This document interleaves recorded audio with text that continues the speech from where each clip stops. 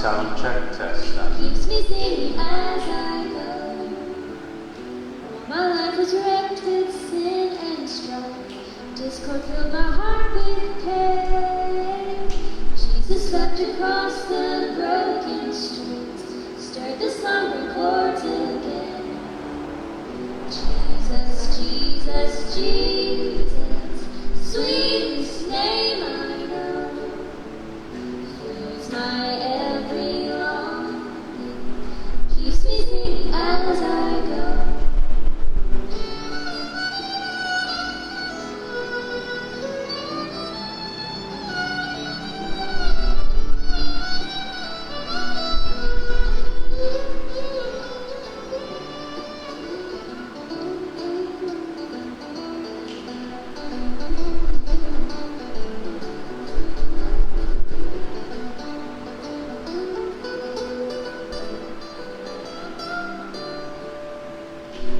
He's coming back to welcome me, far beyond the starry sky.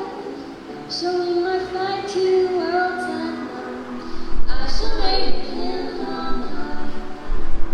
Jesus, Jesus, Jesus, sweetest name I know, fills my every longing, keeps me singing as I go.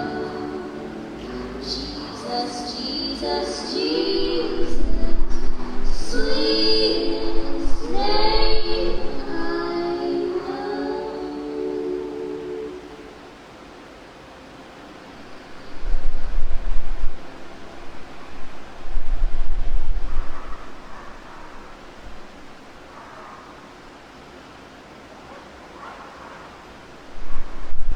Magandang umaga po sa bawat isa. At tayo po ay nagpapasalamat sa Diyos, biyaya niya, at na-miss natin na magkaroon ng gawain po ito po sa ating mismong main auditorium. At nagpapasalamat tayo sa Diyos.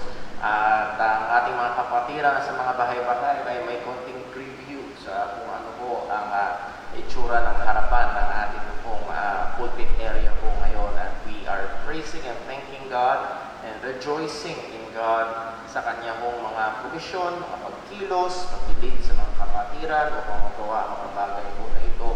And again, ay hindi pa po tapos ang karakihan ng loob ng ating bahay-sambahan. At tayo po ay pinagpala ng Panginoon, mga kapatid. And again, I would like to challenge everyone, if you want to be a channel of blessing sa mga proyekto na ito, you can contact me. Pag-usapan po natin kung paano po yung mga bagay po na yun. Ilang mga announcements po muna bago tayo tumako sa ating tawag ng pagsamba. Pag-pray ho natin ang ating mga kapatiran. Maraming may masama ang pakiramdam. Si Brother Junjun, masakit ang likod. Si Sister Arlene Kapay-Kapay, masakit din ang likod. Si Sister Sheng Gahete ay may injury sa likod. So maraming back injury. Ano ho? Ang aking home misis ay masakit ang likod, kakakarga kay baby Timmy. At ilan ho sa inyo, alam na ho ang kalagay ni Timmy. Ito na ho yung pangatlong araw na meron siyang paglalagnat. At as high as 39.4 hanggang 0.6. 39.6 ang kanyang temperature kagabi. Tuwing gabi ho siya talaga maligalig at talaga apektado ang ulo. Well, alam ho ng mga magulang ang bagay po na yun. Pero again, we praise and thank God sa akin po mga magulang, ang nariyaan, sa ating mga kapatiran na nakagalang panalangin at mga pagpapayo tungkol po kay Timothy. Nevertheless, marami pa rin tayong mga kapatiran na nagmadaan sa mga pagsubok, sa mga karamdaman, si Sister Jinjin, si Brother Dave, Sister Pinky, masama rin ang pakiramdam, at si Terence, meron din lagnat. So, hindi natin sila kasama po ngayon sa ating gawain. Ay magpapatuloy at salamat po maging sa mga kapatiran at sa mga bahay-bahay na atin pong kasama at nawa ay handa natin ang ating mga sarili. And kagaya po nung lagi nating paalala ng mga nakaraan sa mga magulang, remind your children, this is a time for worship. Ito time para maglaro, ito time para manood, ito time para gumawa ng kung ano. This is time to worship God at masanay sila at nawa pagdating dito sa bahay-sambahan ay nakasanayan na nila yung bagay na they're aware na when it comes to God's God ay nandun yung seriousness, nandun yung dapat behave tayo at hindi tayo makaagang paalam. So, ilang mga paalala po yun. Ang ating mga gawain din ay tuloy-tuloy.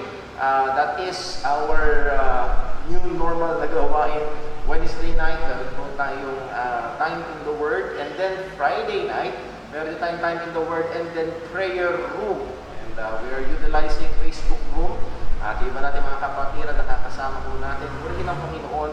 And nawa ay patuloy na gabit ito ng Diyos para sa ating paglago sa pananampalataya at sa ating mga kapatiran. So tayo po ay dadako sa ating pong pagsamba.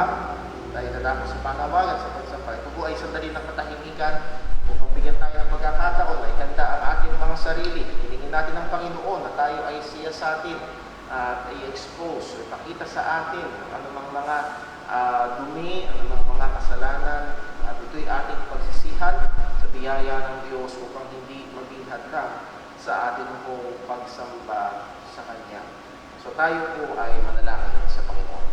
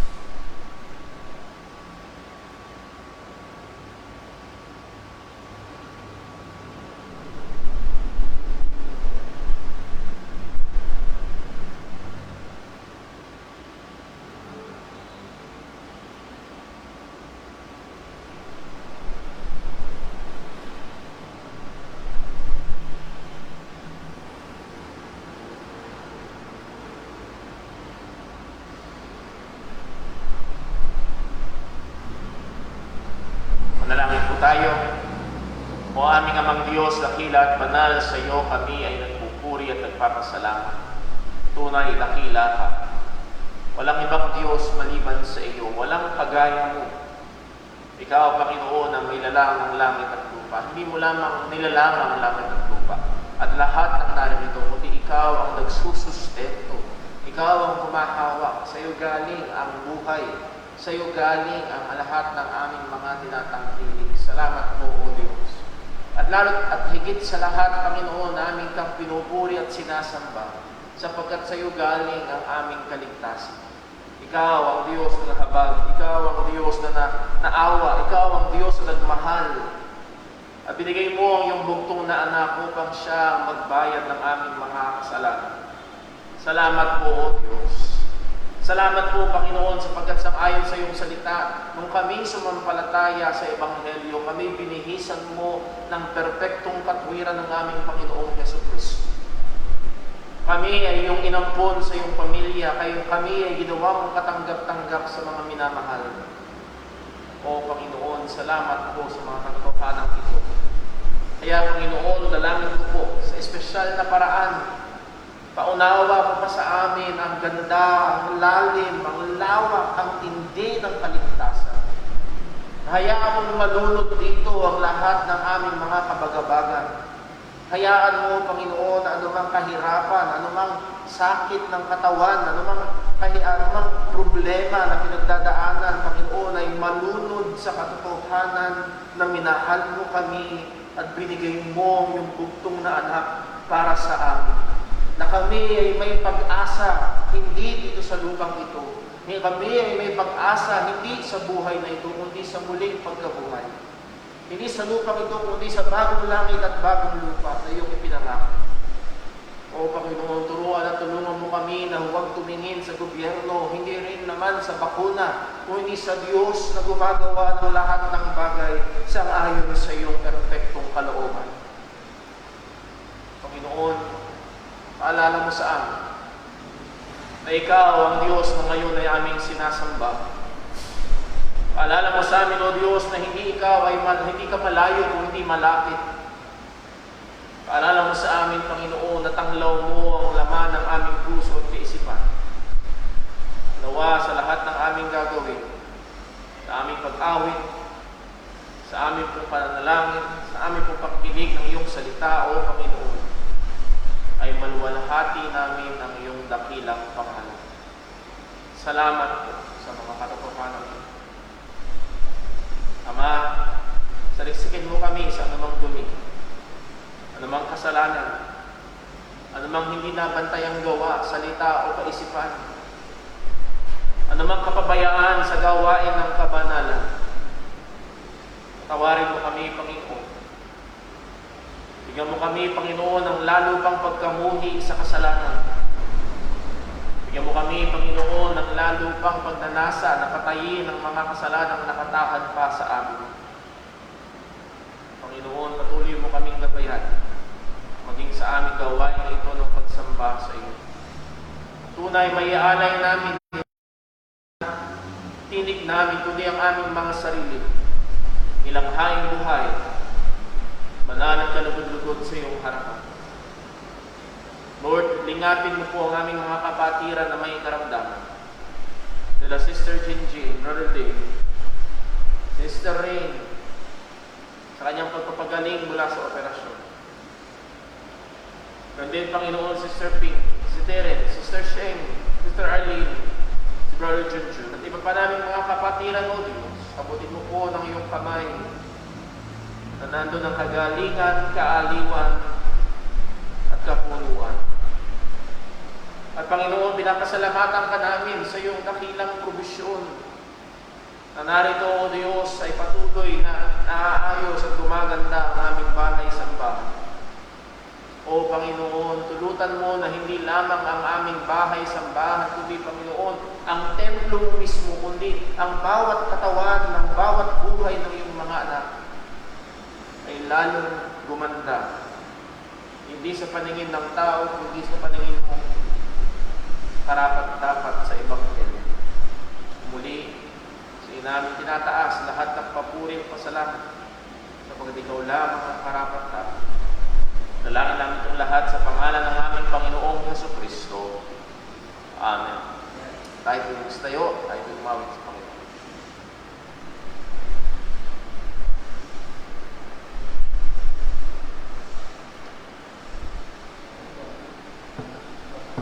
Tayo po umawit.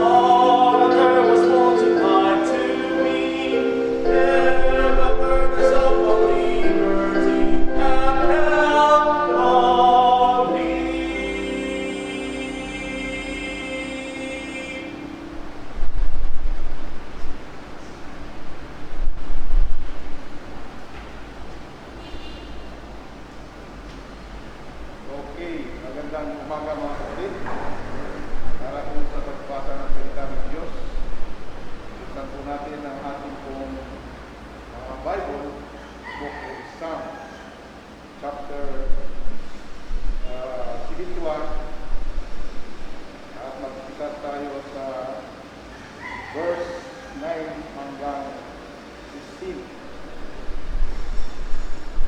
Sa chapter 71, verse 9 hanggang verse 16.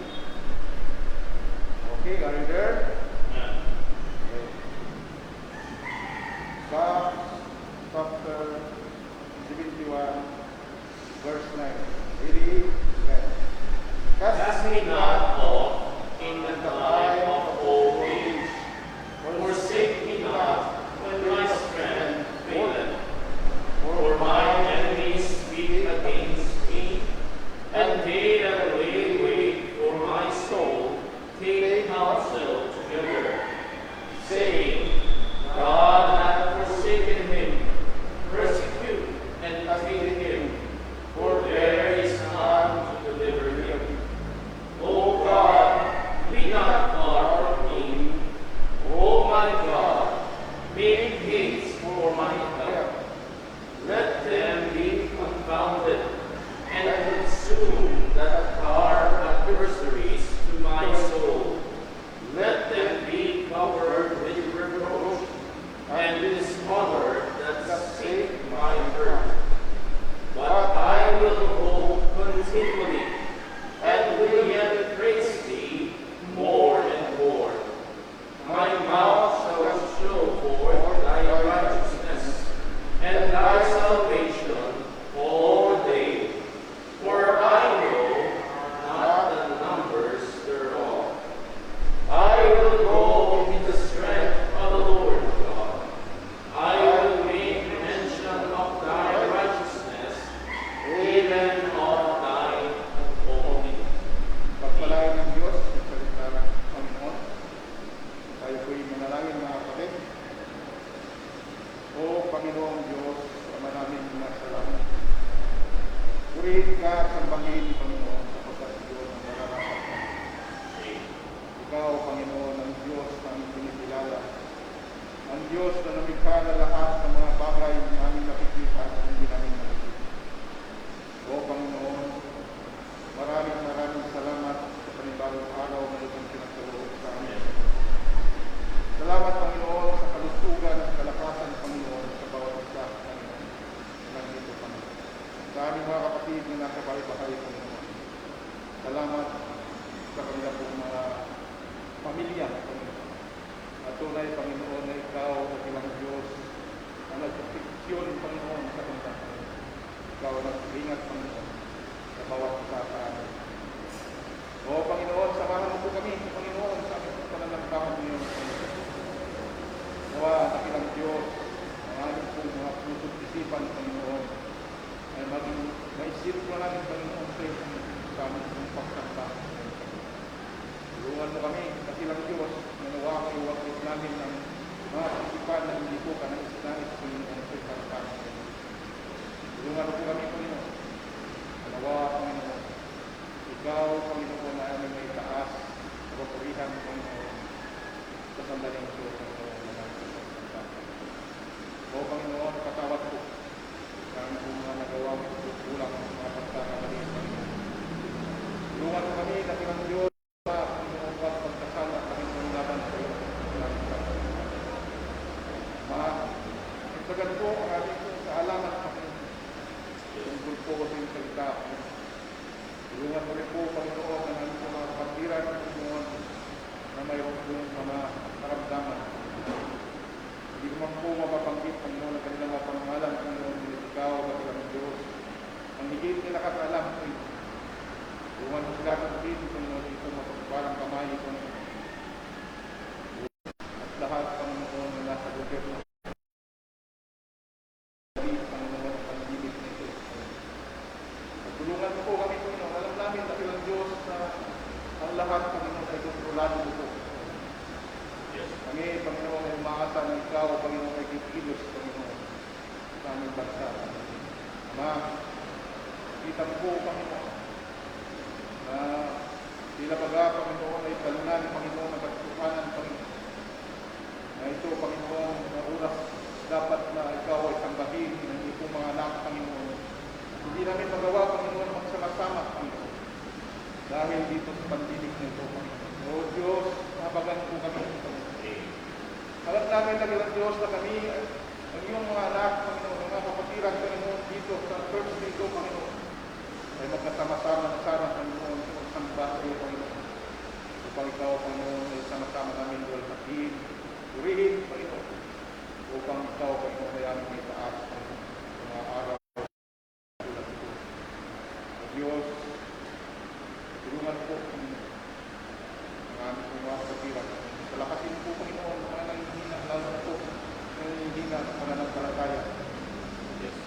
Nawa ang ilang Diyos, ipagkatapos, ang bawat isa, sa aming mga kapatiran, na tumapit, Panginoon, sa iyo, Panginoon, na wala kaming ibang pag-asa, hindi ikaw, Panginoon. Kaya na ilang Diyos, maawa ka po, tabagan po ang aming bansa, Panginoon. Maaari sa ilang Diyos, hindi na po, Panginoon, ang pag-ibig ng Panginoon. Oo, Panginoon, sa iyo pa rin, Panginoon, ikaw ang mag-desisyon, Panginoon, ito, Panginoon, at ikaw ang ikutulog ito. Kaya na ilang Diyos kami ay malapit, Panginoon, ang magitan, Panginoon, ng iyong anak, ng Panginoon Kristo. Nawa, Panginoon, kami, Panginoon, ay iyong kawaan, upang kami, Panginoon, huling magkasama-sama, Panginoon, sa pagsamba. Ama, tayo po namin, Panginoon, nagkakatiwala ang katambahan ito. Nawa, ilang Diyos, din po kami, hindi po Santong Espiritu, Panginoon, upang sa ganun na bilang Diyos, ibig namin maunawaan, Panginoon.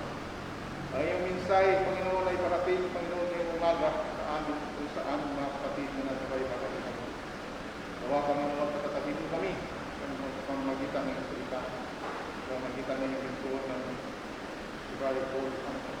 Iwan mo siya, Panginoon, upang malinaw na mapaliwanag niya, Panginoon, ang iyong mensahe na parating, Panginoon, sa bawat isa sa amin. O Diyos, sa'yo po kami umaasa, Panginoon. Sa'yo po kami, Panginoon, manatilis, Panginoon. Ang aming pong pag-asa, ang aming pong pagtitiwala, Panginoon, sa iyo.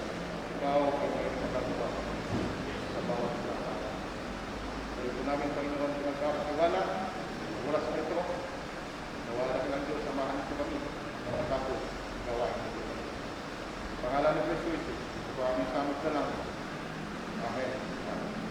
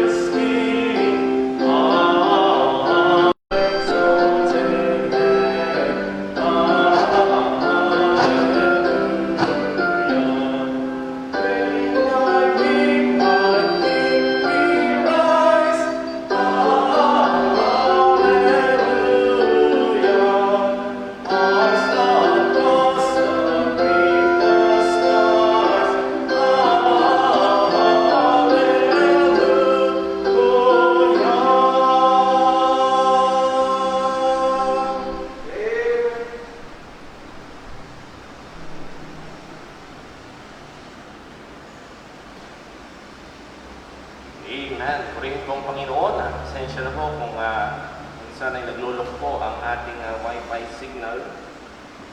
At Nevertheless, ay kung sakali man po na magkaroon ulit ng interaction, ay please keep on being online at bumabalik din naman po. Kung tayo dadako ho sa ating pag-aaral, as of now po, ang Pilipinas ay pang-22. Ay pinakakaalam na ay mataas na ang ranking ng Pilipinas. Pang-22 na ho ang ating bansa sa buong mundo. Hindi lang sa Asia, sa buong mundo. Pang-22 na ho. Ay, sandali lang ho, meron akong nakalimutan ko yun.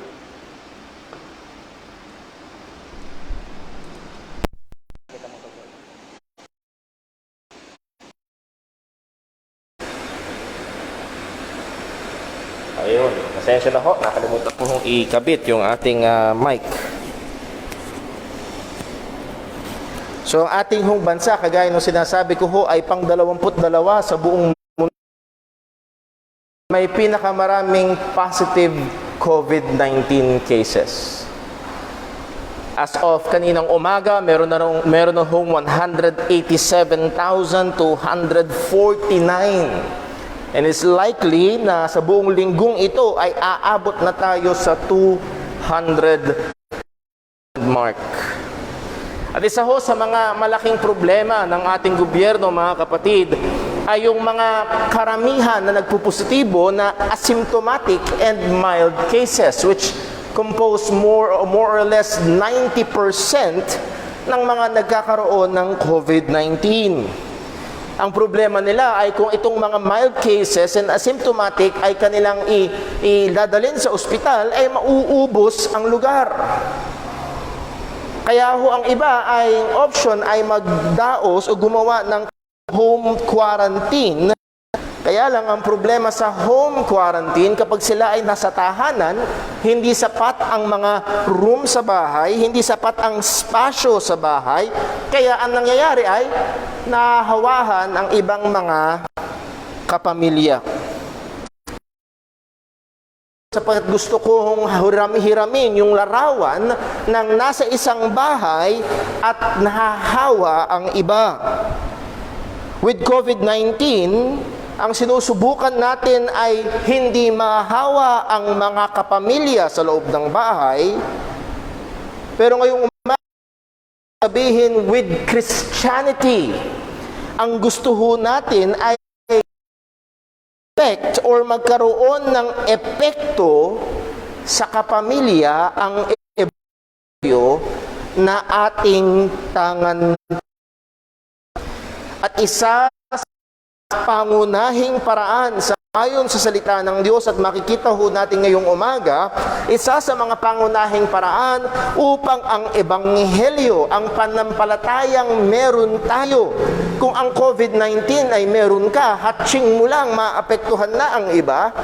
Well, sa ating pananampalataya, isa sa mga pangunahing paraan para ito'y magkaroon ng epekto sa iba na maaaring gamitin ng Diyos ang ating pamumuhay. Isang pamumuhay na nakikita ang ebanghelyo. At para ho sa ating pag-aaral at tuloy-tuloy na serye ng pag-aaral sa Book of 1 nais ko ho kayong anyayahan sa 1 Peter chapter 3, and this is part 3 of our series ng pag-aaral about heavenly citizens in this world. Heavenly citizens in this world. Ilang mga Sundays ago, napag-aralan ho natin that heavenly citizens must submit to earthly government. And then, noong nakaraang Sunday, pinag-aralan ho natin, heavenly citizens in this to their earthly masters. At ngayong umaga hong ito, pag-aaralan ho natin, ay heavenly citizens in this world, in their home, sa ating mga tahanan sa lupang ito. So, chapter 1 to 7. So, maaari tayo ho'y magsitayo para ho sa pagbasa ng salita ng Diyos. Ito po ang sabi ng salita ng Panginoon. Likewise, ye wives, be in subjection to your own husbands, that if any obey not the word, they also may without the word be won by the conversation of the wives, while they behold your chaste conversation coupled with fear, whose adorning let it not the outward adorning of plate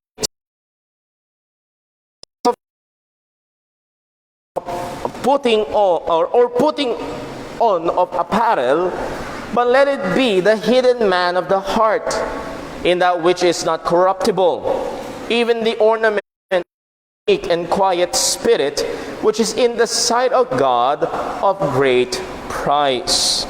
For in the old time the holy women also who trusted in God adorned themselves, being in subjection unto their own husbands, even as Sarah obeyed Abraham, calling him Lord, whose daughters ye are, as long as ye do well, and are not amazement. Likewise, ye husbands, dwell with them according to knowledge, giving honor unto the wife as unto the weaker vessel, and as being heirs together of the grace of life, that your prayers be not hindered. Nagpalain po ng Diyos ang pagkabasa ng kanyang mga salita. Tayo po ay manalangin. Panginoon naming Diyos, aming Ama sa langit, salamat po muli sa iyong dakilang kabutihan. Salamat po dahil totoo ang aming inawit. Christ the Lord is risen today.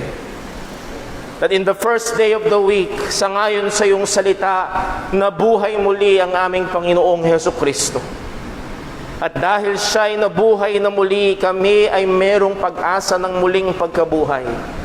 Kami ay walang hanggan.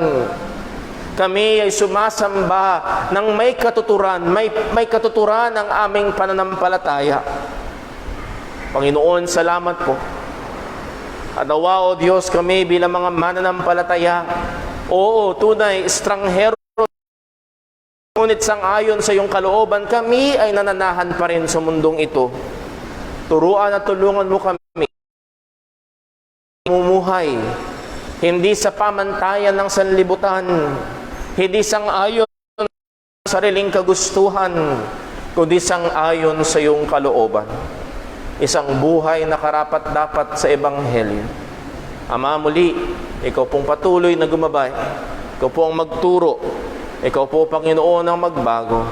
Kung kinakailangan, O Diyos, ikaw ang sumaway sa amin. At patuloy mo kaming hubugin sa wangis ng aming Panginoong Hesukristo. Salamat po. Tulungan mo kami, gabayan mo kami, bigyan mo kami, Panginoon, ng bukas na puso at isipan at ang iyong katotohanan ng patuloy na magpabanal sa aming mga buhay. Dalangin namin itong lahat sa pangalan ng aming Panginoong Hesukristo. Amen. Mahal na pong magsiupo ang bawat isa. Ito ho ang ating pinakamensahe ngayong umaga. We as believers,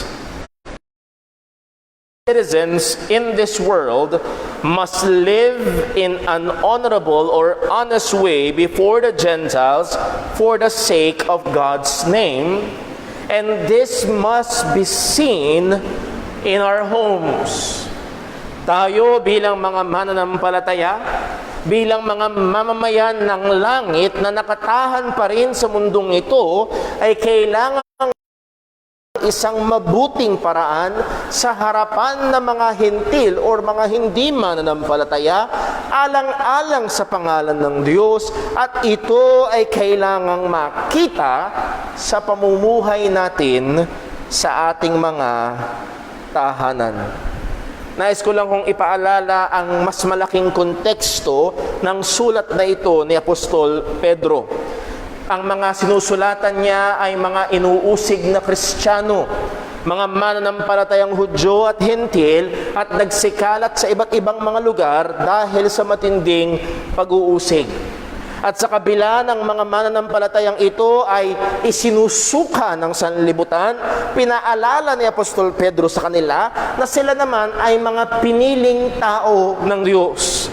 Ang mga Kristiyano, ang mga mananampalataya ay pinili ni Jesus mula sa sanlibutan at inilabas niya sa sanlibutan para sa kanyang sarili. At dapat tayo ay mamuhay sa isang paraan na sinasalamin ang biyaya at kabanalan ng Diyos sa ating mga buhay. Let us be reminded sa sinabi ng salita ng Panginoon sa chapter 2, verse 9. Buksan lang po natin. 1 Peter chapter 2, verse 9. But ye are a chosen generation, or chosen people, a royal priesthood, an holy nation, a peculiar, and that word peculiar, a possession of God, a people possessed by God, that ye should show forth the praises of Him who hath called you out of darkness into His marvelous light. So tayo ay hinirang ng Panginoon. Tayo ay pinili ng Panginoon para sa kanyang sarili. Tayo ay iniligtas ng Panginoon para sa kanyang sarili. At tayo daw dapat ay ikipakita natin ang mga kaluwalhatian, papuri ng Diyos sa pamamagitan ng ating mga buhay. Kaya nga ho ang pakiusap, ang sinasabi ni Pedro sa mga mananampalataya sa verse 11, ang sabi niya, Dearly beloved, I beseech you as strangers and pilgrims. And why are we strangers and pilgrims? Bakit tayo mga stranghero na sa lupang ito? Because God has chosen us for Himself. So as strangers and pilgrims, ang sabi ni Pedro, abstain from fleshly lusts which war against the soul. At ang sabi niya sa verse 12, at ito yung context ng mga susunod na mga pinag-aralan natin. Ang sabi niya, having your conversation honest among the Gentiles. And that word Gentiles there can be rightly translated also as unbelievers. Na yung pamumuhay daw natin bilang mga mananampalataya o yung pamumuhay ng mga Kristiyanong ito na inusig at nakakalat sa iba't ibang mga lugar, ang kanilang pamumuhay daw ay kailangan maging honest or sa ibang salin, maging honorable among unbelievers. And then Apostle Peter expounded this in what way? Sa papaanong paraan mamumuhay ang mga Kristiyano in an honorable way kasama ng mga hindi Kristiyano. Kagaya nga nung ating nasabi sa tatlong area. Una, the believers in the community. Ang mananampalataya sa komunidad, anong kailangan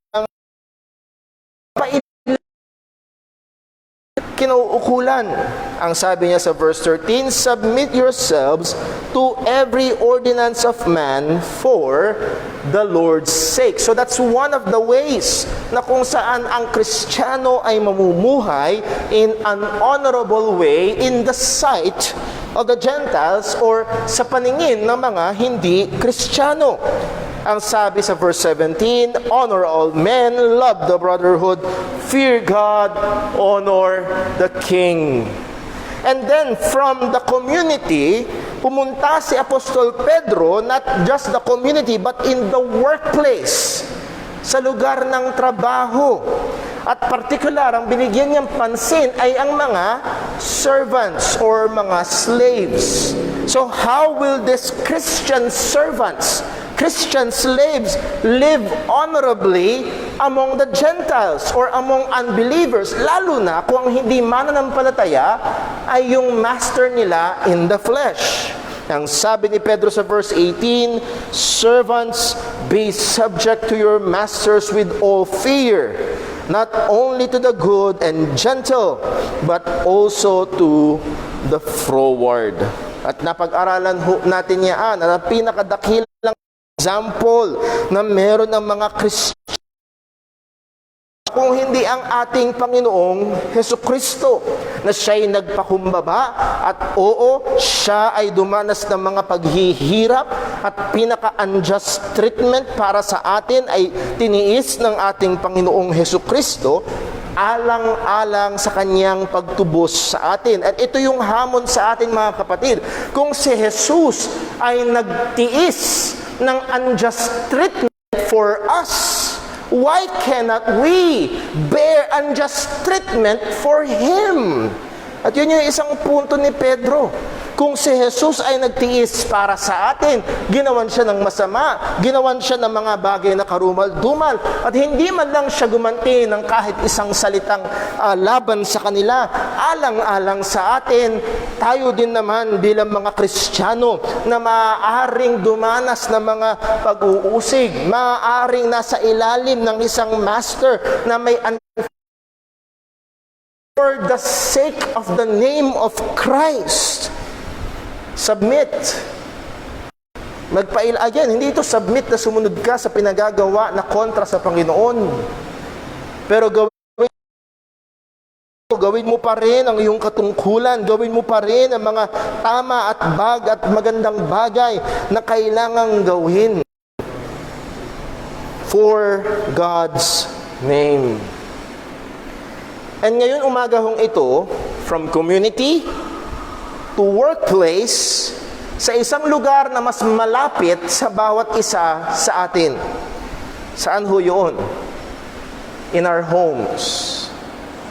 Sa ating mga tahanan. Sa lugar na kung saan tayo ay gabi-gabi natutulog.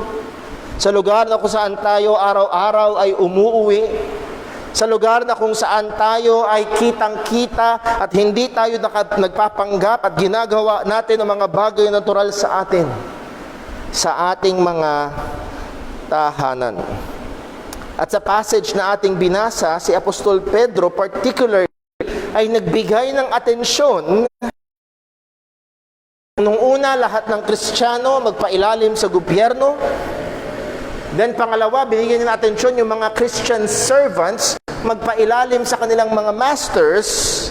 Ngayon naman, binigyan niya ng atensyon ng isang partikular na grupo ng mga Kristiyano. Sino ito? The believing wives. Mga Kristiyanong asawang babae na may mga hindi Kristiyanong asawang lalaki. Christian wives with non-Christian husbands. Yang pansin ni Apostol Pedro. At kung inyong makikita, again, this fits rightly doon sa sinabi niya na living in an honest way among the Gentiles. Again, those Gentiles is pertaining to unbelievers. Ang mga Kristiyano, paano makikipag-deal with sa unbelievers, sa paligid nila, sa komunidad, lalo na sa mga unbelievers na nasa pamunuan? Submit. Ang mga Kristiyanong alipin na merong hindi Kristiyanong master, paano silang paraan dapat mamuhay? Ang mga Kristiyanong asawang babae na may hindi Kristiyanong asawang lalaki, paano niya ipapakita ang kanyang pamumuhay in an honorable way before the Gentiles, that to submit also. Most probably, itong mga babaeng asawa, itong mga Kristiyanong babae na ito, na may asawa na hindi Kristiyano, most probably sila ay parehong pagano nung una. Pareho silang hindi ligtas. Nung sila'y mag-asawa, pareho silang hindi palataya, and in the process of time, unang naligtas ang asawang babae. At hindi naman sa mga kapatid, pag titignan natin ang demography ng mga churches, karamihan ng mga unang naliligtas ay mga asawa, hindi lagi, pero karamihan, ang unang naliligtas ay mga asawang babae. Ang katotohanan ho na ito ay applicable hindi lamang sa asawang babae, kung hindi maging sa mga kalalakihan, makikita natin mamaya, and also maging sa mga hindi pa nakapag-aasawa. So baka mamaya ho kasi meron tayong mga young people na nakatunghay ngayon na nagsasabing, ay, yung palang may asawa ang nakausap dito ay matutulog na ako. No, ang mga prinsipyo at katotohanan na ating pag-aaralan ngayon ay applicable sa lahat ng Kristiyano, particularly na nasa loob ng tahanan. Now, nais ko lang hong magbigay ng warning sa mga kabataan na nakikinig ho ngayon. Ang passage na ating binasa ay hindi maaaring gamiting excuse to pursue a relationship with an unbeliever. Ay, Brother Paul, hayan no, sa Bible, Kristiyano yung babae, hindi Kristiyano yung lalaki, pero okay lang, pwede pa rin ma-save yung lalaki. At hindi ito isang passage na pwedeng gamitin sa ganong kaparaanan. Bakit ho? Dahil malinaw ang sinabi ng salita ng Diyos, ang Kristiyano ay pwede ng kapwa Kristiyano.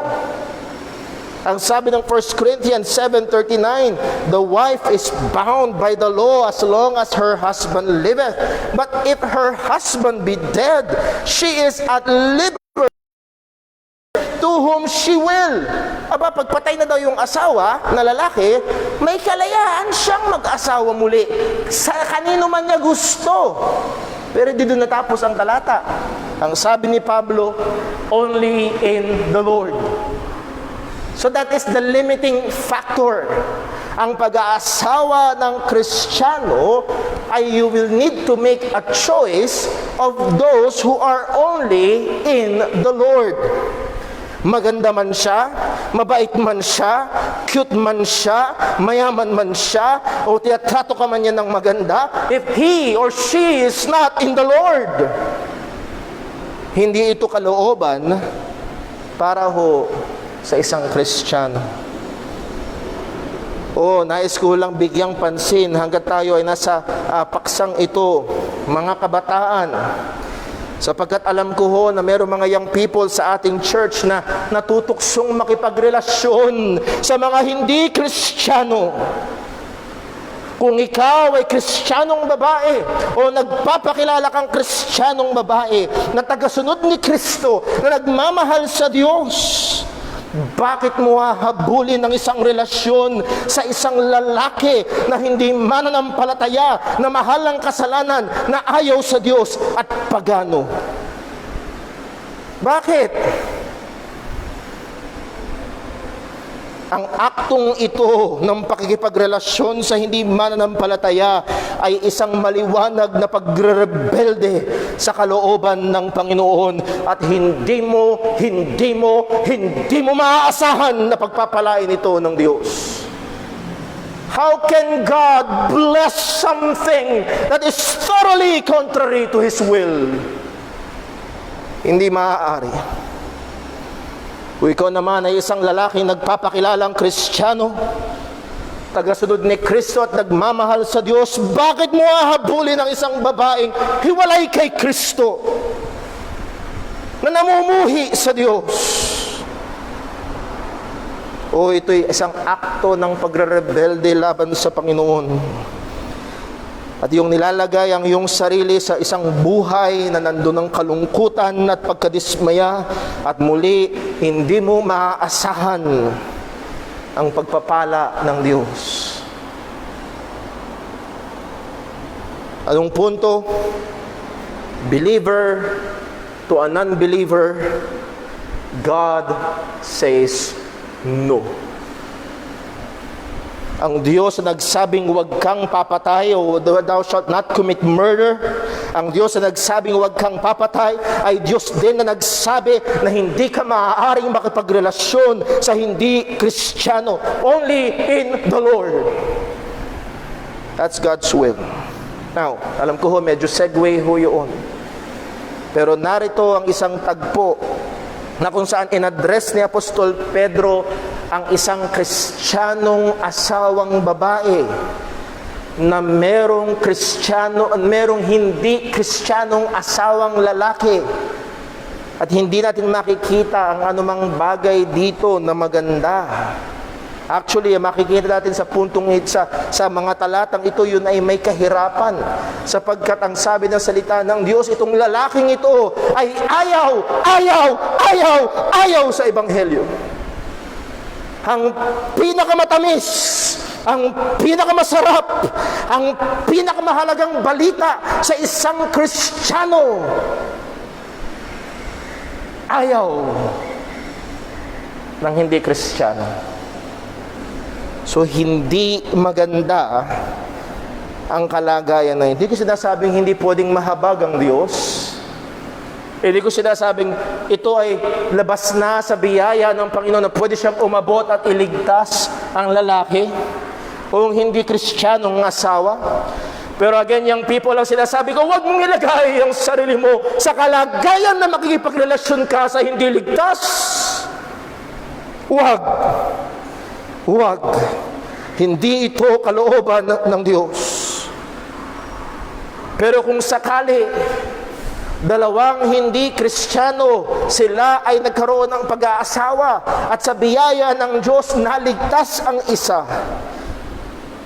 Ang gusto ng Panginoon ay ang Kristiyanong yun na nandun sa loob ng tahanan na yun o relasyon na yun ay mamuhay sa isang paraan na karapat-dapat sa Ebanghelyo or nagpapalamuti or nagpapaganda sa Ebanghelyo. Ito ho ang dalawang punto na ating titignan sa mga talata na ating binasa ngayong umaga. Una, believers must live a life that adorns the gospel. Ang mga Kristiyano, ang mananampalataya ay kinakailangang mamuhay ng isang buhay na nagpapalamuti or sa ibang salita, nagpapaganda sa Ebanghelyo. And then pangalawa, believers must prioritize inward holiness or inward beauty than outward appearance. Ang mga Kristiyano ay kailangang unahin ang panloob na kabanalan o panloob na kagandahan kaysa panlabas na larawan o ritsura lamang. Pero ngayong umaga, tingin ko ho, ang magkakaroon lang tayo ng oras para talakayin ay ang unang punto. At tatapusin ho natin ito, Lord willing, next Sunday. So let's look at point number 1, which is verses 1 and 2.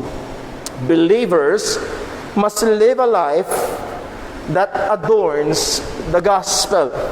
Ang mga Kristiyano ay kailangang mamuhay na nagbibigay palamuti, nagbibigay o nagdadagdag kagandahan sa Ebanghelyo ng ating Panginoong Hesukristo. So let's look at verse number 1. 1 Peter chapter 3, verse 1. Likewise, ye wives. Unawain po muna natin to. Yung word na likewise, gayon din naman. Ibig sabihin, idinuduktong nito ni Pedro dun sa mga nakaraan niyang sinabi. And we have a series of 3 commands to submit. Kagaya nga nung ating nasabi na, submit to human authority. And then, submit to your earthly masters. And then, likewise, submit to your husbands. Yun ang sinasabi ni Apostol Pedro. At ito ay nasa ilalim pa nga rin po nung kanyang sinabi na they should live a life that is honorable among unbelievers. That is honest among the Gentiles. So nahandoon yung pagsasubmit, nandun yung paghahalintulad o kinakabit ni Pedro. Itong paraan ng pamumuhay ho na ito ay isang paraan na ng buhay na nagbibigay o namumuhay ng nandoon ng kagandahan sa harapan ng mga hindi Kristiyano.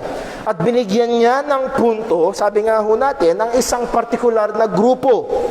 Ye wives. And the assumption here is this, itong mga asawang babaeng ito ay mga Kristiyano. sapagkat it is in contrast sa hindi Kristiyanong asawang lalaki. So, ye wives, ang binigyang pansin ni Apostol Pedro ngayon ay ang tahanan. At sa loob ng tahanan, nandun ang asawang lalaki, the husband, handun ang asawang babae, the wife, handun ang mga anak, the children, and then we have the parents. It is highly probable that Peter is addressing an existing and growing problem among the believers. So malaki ang tsansa na kaya ito binigyang pansin ni Pablo ay maaaring meron ng problema o lumalaking problema sa mga Kristiyano. Again, kung babalik tayo dun sa nauna, baka merong mga Kristiyano na sinasabing, well, ang hari na kinikilala ko ay si Kristo, bakit ako susunod sa emperor? Hindi, ang sabi pa rin, obey earthly authorities. O yung mga servants, ang kinikilala kong Panginoon ay si Kristo. Bakit ako susunod sa master ko na ito? No, ang sabi pa rin ay obey your masters in the flesh. At maaaring meron pa rin umaabuso sa katotohanan na may kalayaan ng Kristiyano at ang ulo ng Kristiyano ay si Kristo. At sasabihin ng asawang babae, well, ang ulo ko bilang Kristiyano ay si Kristo, hindi na itong lalaking ito. Well, ang sabi pa rin ng salita ng Diyos, submit to your husbands. Sabi nga ho at paalala ni Pedro, ang sabi niya sa chapter 2, balik lang tayo sa verse 16. Nandito ang katotohanan na meron tayong liberty kay Kristo, meron tayong kalayaan kay Kristo. Ang sabi niya, as free. So, are believers free? The answer is, yes. May kalayaan tayo kay Kristo, pero ang paalala ni Pedro ito, not using your liberty for a cloak of maliciousness. Yes, may kalayaan ka kay Kristo, pero huwag mong gagamitin ang kalayaan na yan bilang lisensya para gumawa ng mali. Ay, huwag mong gagamitin ang kalayaan mo kay Kristo para ikaw ay magrebelde sa gobyerno. Huwag mong gagamitin ang kalayaan mo kay Kristo para hindi ka sumunod sa earthly master mo. O huwag mo rin gagamitin ang kalayaan mo kay Kristo para magdahilan at hindi ka magpasakop sa iyong hindi Kristiyanong mister. So, wag daw gagamitin ng kalayaan para sa mali. Kung hindi yes, malaya tayo, pero tayo ay malayang alipin ni Kristo. At bilang alipin ng Diyos, inuutusan tayo magpasakop sa gobyerno, magpasakop sa mga earthly masters, and also the wife should submit to the husband. So ang punto ho ay nandoon ang kadelikaduhan na inaabuso ang kalayaan kay Kristo. This abuse of liberty is causing problems. Itong pag-abuso sa kalayaan na ito ay naggumagawa, lumilikha ng mga problema. Ang mga nagpapakilalang Kristiyano, pag tinignan ng mga tao sa labas ng mga hentil, ay ganyan ba yung Kristiyano? Ang gugulo Hindi sumusunod sa gobyerno. Hindi sumusunod sa kanyang master. Ayaw sumunod sa mister. Ito ay lumilikha ng hindi magandang patotoo. Anong sabi ho ni Apostol Pedro? Tuloy natin. Likewise, ye wives, what is the command? Be in subjection or submit to your own husbands. So again, and I hope umuulinig sa ating mga kaisipan ang sinabi ni Pablo sa Ephesians 5 verse 22, wives, submit yourselves unto your own husbands as unto the Lord. Magpailalim, magpasakop. And that word submit is to willingly submit. Hindi kailangang sakupin ka. Hindi kailangang gapiin ka muna. At merong mga mag-asawa, yun ang bisyo. Abay, magtatalo muna, magpapagalingan muna ng pagrarason. At pag natalo, ikaw ang magpapailan. No. Ang sabi ng salita ng Diyos, for the wife to submit. Now, anong utos ng Diyos sa lalaki? Conquer? No.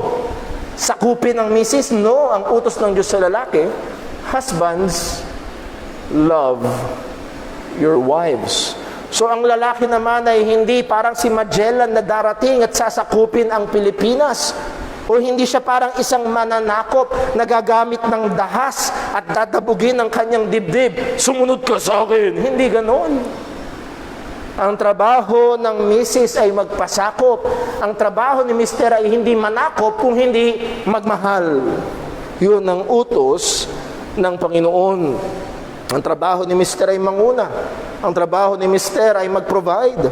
Ang trabaho ni mister ay magprotekta. Ang trabaho ni misis ay magpasakop. So wives, submit yourselves unto your own husbands. At napakaganda nung sinabi ni John MacArthur sa verse ho na ito sa 1 Peter chapter 3, yung ating pinag-aaralan. Ang sabi niya, submission does not imply any moral, intellectual, or spiritual inferiority in the family, workplace, or society in general. Pag nagpasakop daw, hindi ibig sabihin na mas inferior ka. Kung hindi, yun ang disenyo ng Diyos. But it is God's design for roles necessary to mankind's well-being. So hindi ibig sabihin na nagpasakop si Mrs., mas mababang tao siya kay Mister. Hindi ibig sabihin na mas mataas o mas mahalaga si Mister. No! Naaalala niyo yung pag-aaral ho natin? Both man and women are created in the image of God. They are both image bearers of God. So pagdating sa value, pantay. Pero pagdating sa disenyo, magkaiba. Sana ho, maunawaan natin yun. Hindi tinuturo kailanman ng Biblia na mas mababa ang babae kaysa sa lalaki. Ang tinuturo ng Biblia, ang disenyo ng Diyos ay magpasakop ang babae sa lalaki. Let me just use as an illustration. Ganun din sa Trinity. Nagpapasakop ang anak si Jesus sa Ama, pero hindi ibig sabihin na mas mababa si Jesus kaysa sa Ama. Sila'y Diyos, iisang Diyos, pantay sa kadyosan. Pero nandun ang pagpapasakop ng anak. At ganun din sa babae. Hindi nagpapakita ito ng kababaan. O isa pang example, handito ang militar o ang army, merong general, merong private. Mas mataas ang ranggo ng general, pero sa pagiging lalaki, sa pagiging tao, hindi mas mataas ang kahalagahan ng taong general kaysa dun sa private. Pareho lang sila ng halaga. Pero subukan mong walang general ang army, ano mangyayari? Ay magkakagulo. Ganon din ho ang habag ng Diyos sa atin. Naglagay siya ng mga leader, naglagay siya ng mga nasa kinauukulan, at maging sa tahanan, naglagay siya ng pangulo. Walang iba kundi ang asawang lalaki, and it is vital for our good. Ito ay sa ating ikakabuti. It is God's design. Ito ay disenyo ng Panginoon. Buksan lang natin sandali sa Ephesians chapter 5. Ephesians chapter 5, ang sabi ng salita ho ng Panginoon ay ito. Verse 23. What is the design of God? For the husband is what? The head of the wife. That is God's design. Hindi, again, ang pinuputo, hindi natin sinasabi, hindi sinasabi ng Biblia that the husband is more valuable than the wife. No. It is God's design that the husband is the head of the wife. At saan ito inihilin tulad? Sa relasyon ni Kristo sa iglesia. Even as Christ is the head of the church, and He is the Savior of the body. Therefore, as the church is subject unto Christ, let the wives be to their own husbands in all things. Magpasakop ang mga asawang babae sa kanilang mga asawang lalaki. Again, ang punto, ito ang disenyo ng Diyos. Hindi pinag-uusapan kung sino ang mas mataas ang napag-aralan. Hindi pinag-uusapan kung sino ang mas maraming ipinapasok na pera sa pamilya. Hindi pinag-uusapan kung sino ang mas mataas ang halaga bilang tao. No, sabi nga ho natin, they are both created in the image of God. But this is God's design. So itong pagpapasakop ho na ito ay hindi nangangahulugan ng servile submission na para bang alipin ni Mr. si Mrs. No, hindi alipin ni Mr. si Mrs. Si Mrs. ay help meet ni Mr. Si Mrs. ay kaisa ni Mr. Hindi mas mababa si Mrs. Iisa silang katawan. So yung mga mister na ginagamit ang mga talatang ito na para ipakita na mas mataas sila kay Mrs. at dinudurog ang pagkatao ni Mrs. at hindi pinapahalagahan ng mga Mrs. nila na binigay ng Panginoon, ay nagkakasala laban sa Diyos. Kung paano ng mga asawang babae ay hindi nagpapasakop sa kanilang mga mister, ay nagkakasala rin laban sa Panginoon. Now, what is the particular reason bakit sinabi ni Pedro at pinaalalahanan niya ang mga Kristiyano, babae, na magpasakop sa kanilang mga asawang lalaki? And in this context, mga asawang lalaking hindi Kristiyano. Kung yung naalala, magpasakop daw tayo sa mga nasa otoridad para yung ating mabuting gawa, yun ang magpatahimik sa kanila. Magpasakop daw dun sa mga masters in the flesh. Para makita nila yung patotoo ng mga Kristiyano. And then ngayon, magpasakop ang asawang babaeng Kristiyano, maging sa mister niyang hindi mananampalataya. Ang sabi ni Pedro, ito yung rason, that if any obey not the word. At ang any ho dyan, any husband, any Gentile husband, obey not the word. And what is the word? Sa context ng 1 Peter, sa chapter 1, verse 25, the word is the gospel. If any obey not the gospel. By the way, nais ko lang kong paalala, the gospel is not a suggestion. The gospel is not an advice. Yes, the gospel is good news, but this good news commands people to repent and to believe. Ang sabi ng mga apostol sa Acts 17 verse 30, and the times of this ignorance God winked at, but now commanded all men everywhere to repent. God is not suggesting to men to repent. Ang Diyos ay hindi nagsasuggest sa tao, oy, magsisi ka na, maganda yon.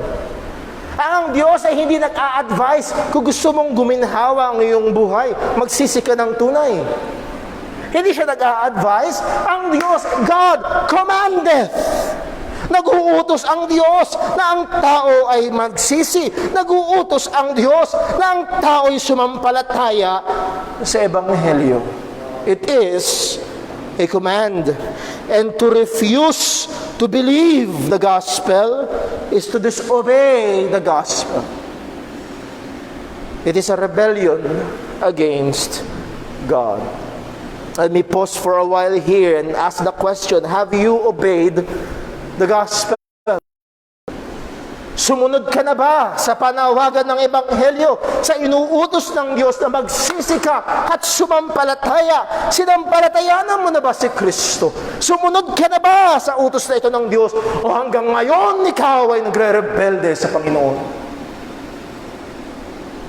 Pero narito ang kalagayan ng isang asawang babae At yung kanyang mister, ano daw? Obey not the word. That is the gospel. Ang sabi ni Pedro, they also may without the word be won by the conversation of the wives. Anong sabi niya? They also may without the word. Now, hindi yan ibig sabihin without the gospel, because a person cannot be won, a person cannot be saved without the gospel. At sa kontekstong ito, ang gospel ay na-share na. Ang gospel ay naikwento na. Pero ayaw sundin. Nakuha niyo ho? Shinare na ni Mrs. Maaaring inimbitahan na ni Mrs. si Mr. sa church. Maaaring nahandon, pumapayag na si Mr. na mag-Bible study pa sa bahay nila at napapakinggan niya ang ebanghelyo. Pero ayaw niya. Ayaw niyang sumunod. Ayaw niyang sumampalataya. Ngayon, kung inaayawan niya ang panawagan ng ebanghelyo na ito, meron pang isang paraan para tawagin siya sa pananampalataya kay Kristo. Ang sabing, be won by the conversation of the wives. Kung ayaw niyang kalimahin ang panawagan ng ebanghelyo sa pamamagitan ng pangungusap ni Mrs., isang paraan na maaari at ginagamit ng Diyos ay tawagin siya ng ebanghelyo sa pamamagitan ng pamumuhay ni Mrs. Be won. Ang ibig sabihin ng won is to gain, to be converted. The husband will believe the gospel that the wife is sharing because of the life that he had observed in his wife. Ang lalaking hindi Kristiyano ay mag-gain, makumberte, maligtas sa pamamagitan ng pananampalataya sa ebanghelyo na binabahagi ng kanyang asawang babae at maaaring gamitin ng Diyos ang buhay ni Mrs. para sumampalataya siya. Now, kayo na po natin binibigyan diin ng asawang babae. Pwede nating sabihin na ang konteksto naman ay maaaring magkaiba. Si Mrs. ang hindi ligtas at si Mr. ang Kristiyano.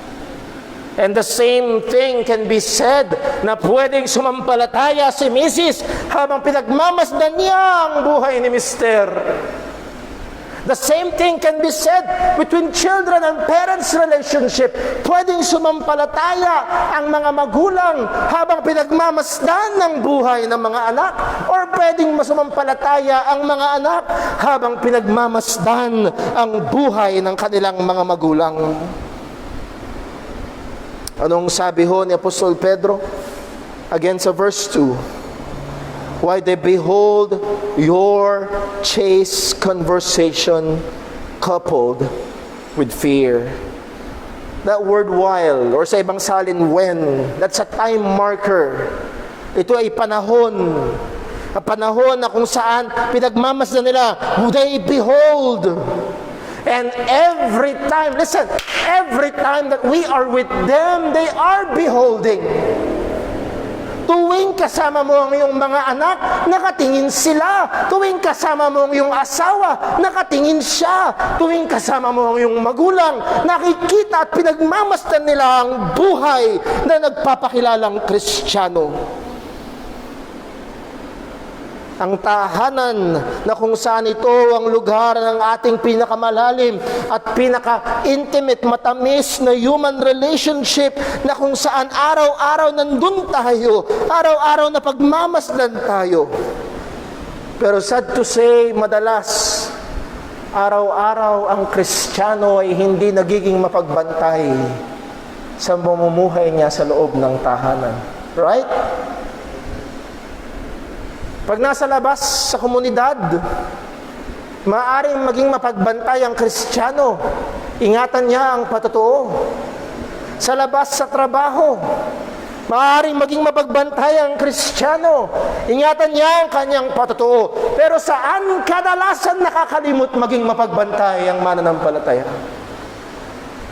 Well, nasa bahay ako Relax ba? Relax ba? Sa loob ng bahay, relax. And sad to say, maging ang patotoo at pamumuhay ng mananampalataya ay nire-relax sa loob ng bahay at siya'y hindi nagiging mabuting patotoo. Sa bahay, nakikita ng ating mga asawa ang ating paraan ng pamumuhay. Sa bahay, nakikita ng ating mga anak kung ano ang natural sa atin. Sa bahay, hindi ka nakabarong. Sa bahay, hindi ka naka-make up. Nakikita kung sino ka talaga. Ang iyong mga aksyon, ang iyong mga tugon, ang iyong mga salita, ang iyong mga desisyon, ang iyong temperamente. Nakikita ito lalo na tuwing may mga pagsubok, lalo na tuwing may mga kasakitan o problema. Pinagmamasdan nila ang ating pamumuhay. While they behold. And what should they see?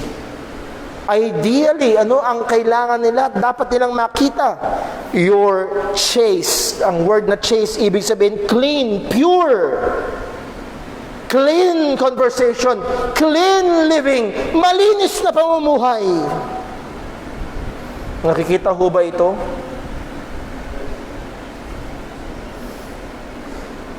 Coupled with fear. And I think ang binigyan din dito yung fear dahil ang kausap dito particularly ang mga asawang babae at ang utos ng Diyos sa mga asawang babae sa Ephesians chapter 5 verse 33 sa bandang dulo, and the wife see that she reverence her husband, fear her husband. Di na tinutukoy ho doon. Sa asawang lalaki, why the wife behold your chaste conversation coupled with love, pagmamahal. Or sa mga sa mga anak, coupled with obedience, pagsunod. Or sa mga magulang, coupled with godly parenting, pagpapalaki sa mga anak. Ano ang punto? The way we live our lives in the community, in our workplace, and or in our homes can be a help or a hindrance in reaching others with the gospel.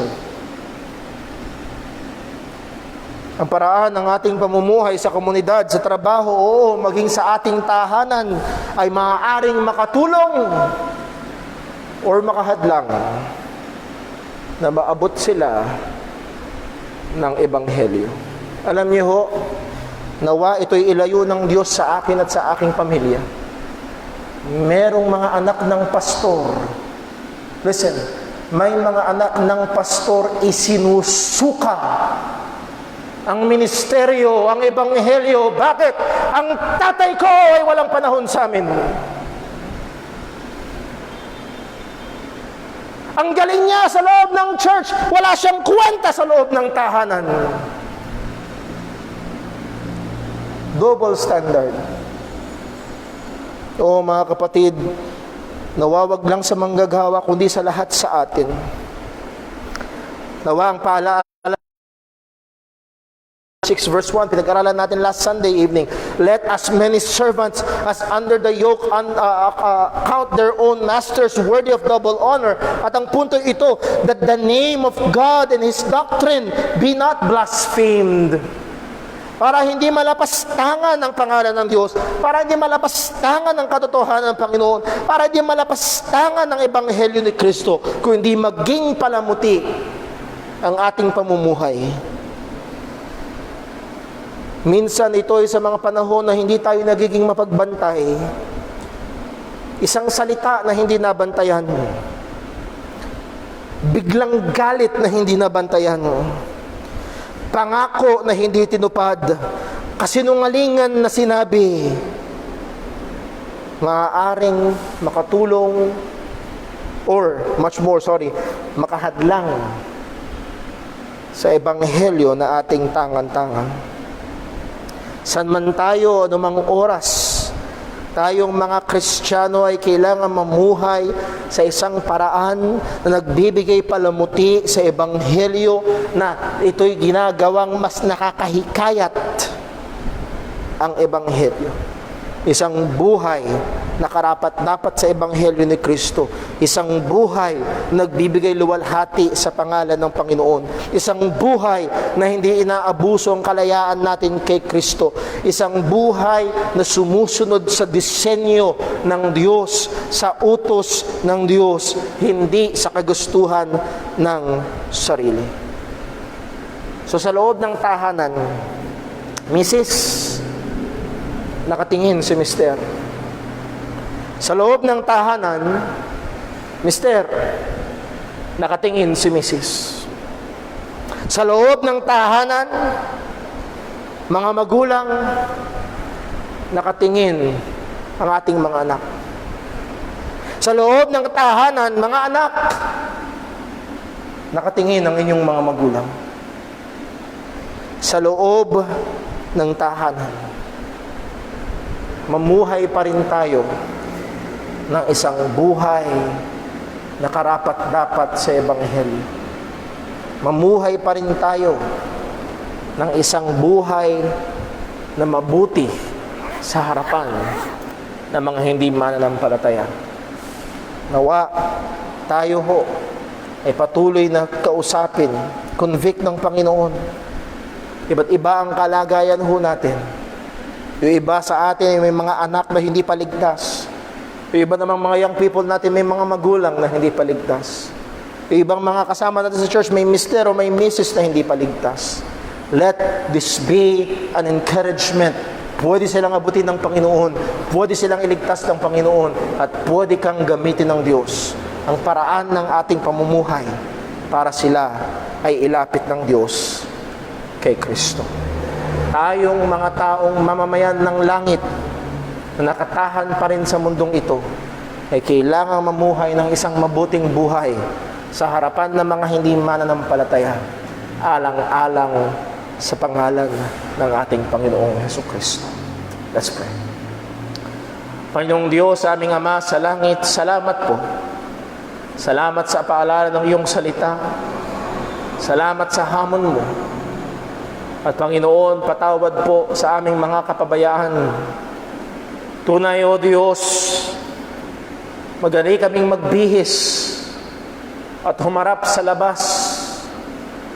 Madali kaming magpakita ng aming pagiging relihiyoso sa loob ng iglesia. Pero Diyos, sa loob ng tahanan, madalas nagpapabaya kami sa pagbabantay. Patawad po, Panginoon.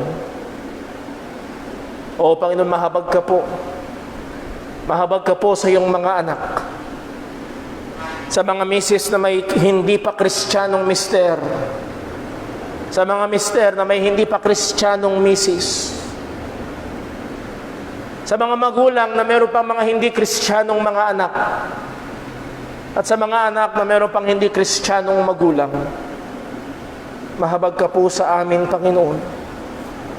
At tulungan mo po kami na hindi lamang ang aming mga bibig, kundi maging ang aming pamumuhay sa loob ng tahanan ay mapagmasdan nila at maging palamuti sa Ebanghelyo na aming tangan-tangan. Panginoon, salamat po na kahit ang matigas na tao, kapag inabot mo ng iyong kamay, ay malalapit kay Kristo. At ito po ang aming inaasahan. At ito po ang aming didependihan. Salamat po, O Diyos, sa iyong salita. Ingatan mo po kami. Tulungan mo po kami. Dalangin namin itong pong lahat sa pangalan ng aming Panginoong Hesukristo. Amen. Mawit po tayo sa Panginoon.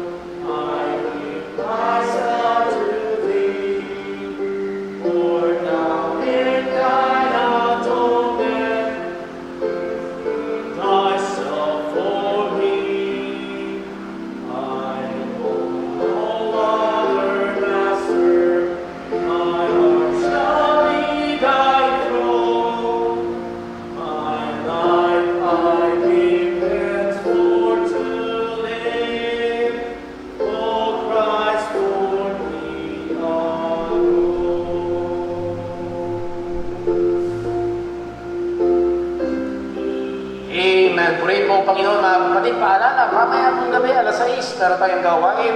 It's not optional. Maaari po, kaya natin, let us be together in our worship. Mamaya po yan. God bless po. Ingat po tayong lahat. Miss you all. I love you all. At tuloy po natin ipag-pray yung ating mga kapatid ang may karamdaman. At isama niyo sa panalangin ang aming anak sa Kimi. Patuloy siyang panalangin ng Diyos. God bless po. Ingat po tayo.